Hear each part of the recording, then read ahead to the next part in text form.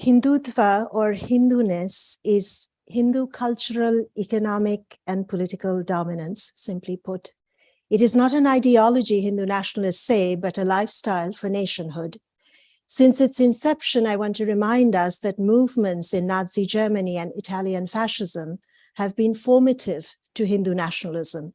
M.S. Golwalkar, an early Hindutva ideologue, professed admiration for Nazi Germany, noting, and I quote, "The non-Hindu may stay in the country wholly subordinated to the Hindu nation, claiming nothing, deserving no privileges, not even citizens' rights." The Hindu right vociferously, and the larger dominant population, through both indifference and complicity in India today, are marshalling deep structural inequities in the assemblage of the Indian state.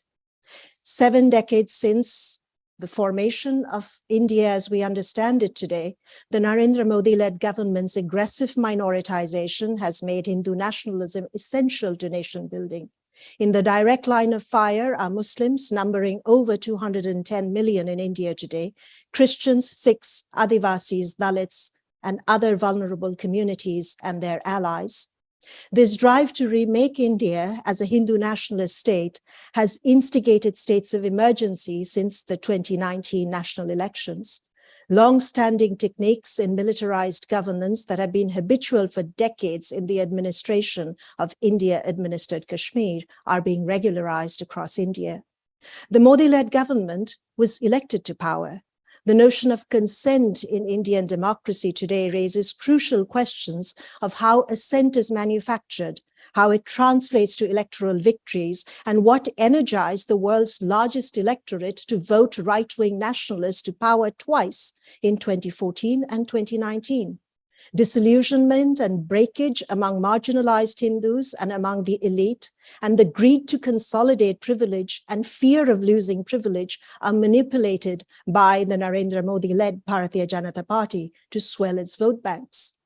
The resistance of the survivors of the Gujarat pogrom of 2002, in Orissa of 2007 and 8, and Muzaffarnagar in 2013, of women dissenters in Shaheen Bagh, to the prejudicial citizenship law in 2019 are all met with brutal force.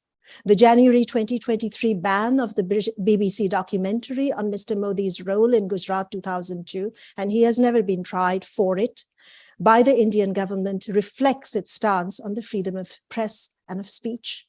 Hindu nationalists enact vengeance for imagined wrongs using bulldozers to raze property and evict Muslims, and public lynchings have commenced. India, the world's most populous country of 1.4 billion, has a burgeoning middle class of 31%, more than the entire population of the United States. Approximately 22% of upper caste Hindus control 41% of India's wealth and command disproportionate power.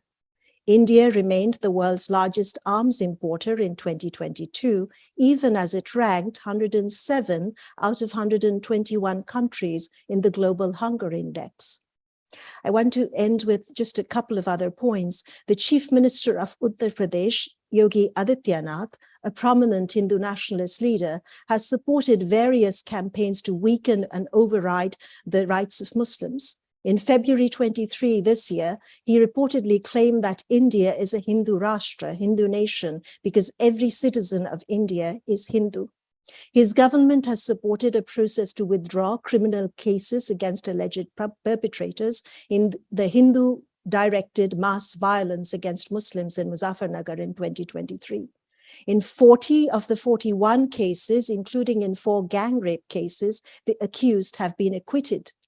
In 2018, a Rashtriya Swayamsevak Sangh, a premier Hindu nationalist organization, a leader of that organization stated that the organization was positioned to mobilize an army within 3 days.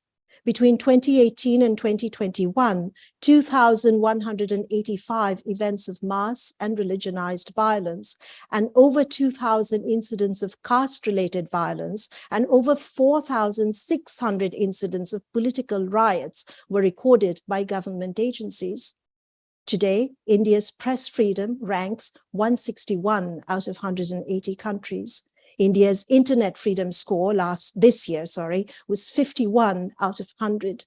The Indian government has opposed marriage rights for same-sex couples before the Indian Supreme Court this year, terming same-sex marriage to be an urban and elitist notion. Human rights defenders and allies and alliances for social justice are demonized as dissent is criminalized as anti-national. Journalists, scholars, students, allies, and their principled articulations are deemed anti-national today and seditious.